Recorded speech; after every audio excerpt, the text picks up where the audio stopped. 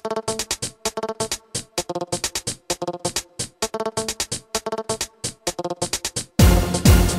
এত বড় সাহস এরকম একটা ফালতু ছেলের সাথে? না বাবা, সে ফালতু না, আমি তাকে ভালোবাসি। বেয়াদব, তুই আমার মান